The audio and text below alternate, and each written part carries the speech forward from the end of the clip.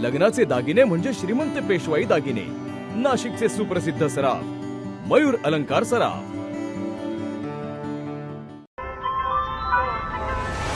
ताज्या बातम्यांसाठी नाशिक न्यूजच्या YouTube चॅनलला सबस्क्राईब करा आणि बेल आयकॉनला प्रेस करा.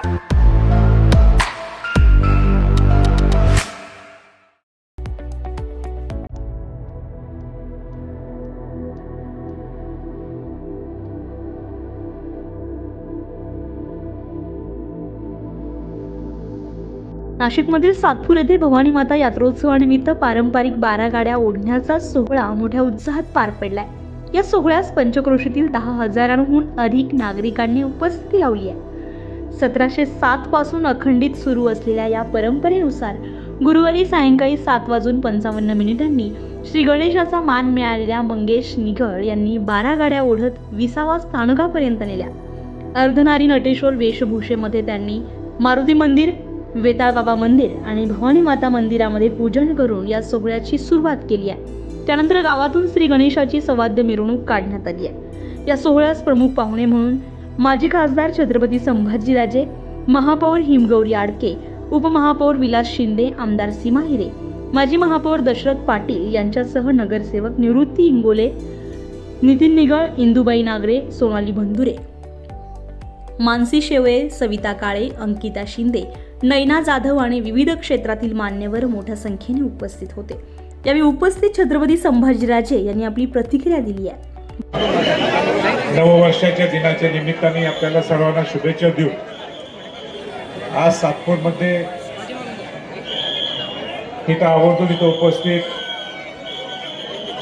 नाशिकचे उपाध्यक्ष, नगरपालिकेचे उपमहापौर माननीय विलासरावजी शिंदे, इथं उपस्थित नवनिर्वाचित सर्व नगरसेवक, नगरसेविका,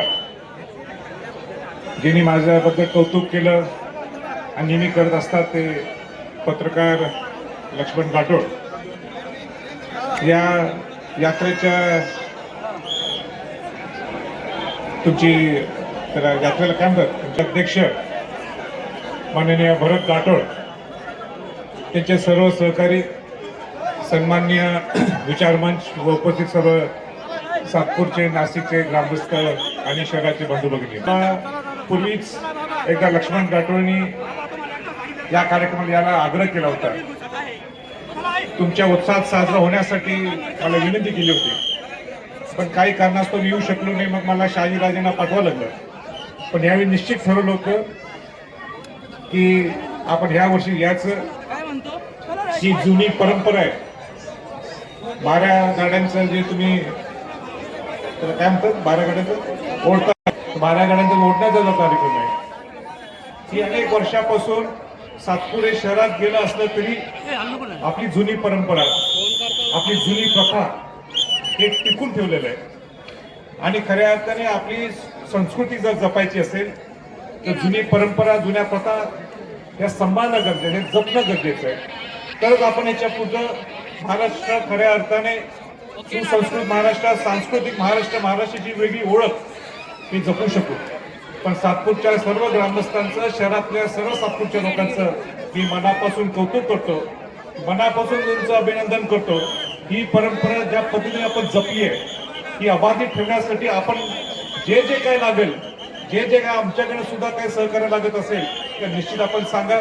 आणि मी मनावरून खुश आहे की माझ्यासाठी सुद्धा एक वेगळा अविस्मरणीय प्रसंग असणार आहे. असे 12 गाड्या ओढण्याचा कार्यक्रम मी कुठेही ऐकलं नाही, कुठं पाहिला नाही.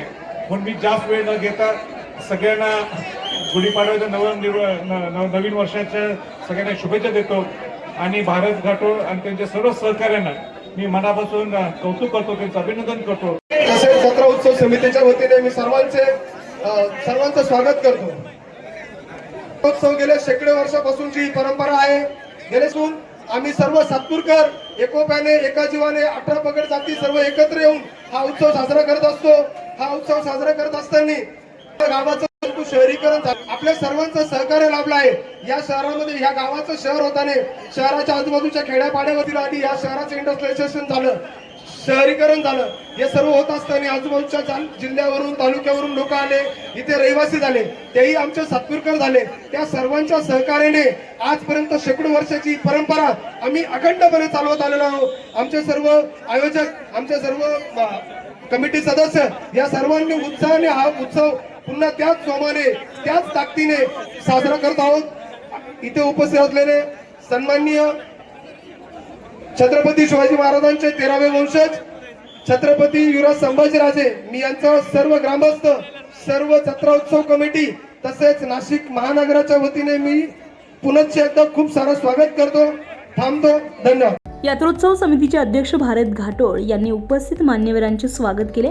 पारंपरिक 12 गाड्या सोहळ्यामुळे सातपूर परिसरामध्ये भक्तिमय आणि उत्साहपूर्ण वातावरण निर्माण झालेलं असून या अनोख्या परंपरेचा वारसा आजही तितक्याच श्रद्धेनं जपला जात असल्याचं चित्र पाहायला मिळालंय. संजय परमार, नाशिक न्यूज, नाशिक.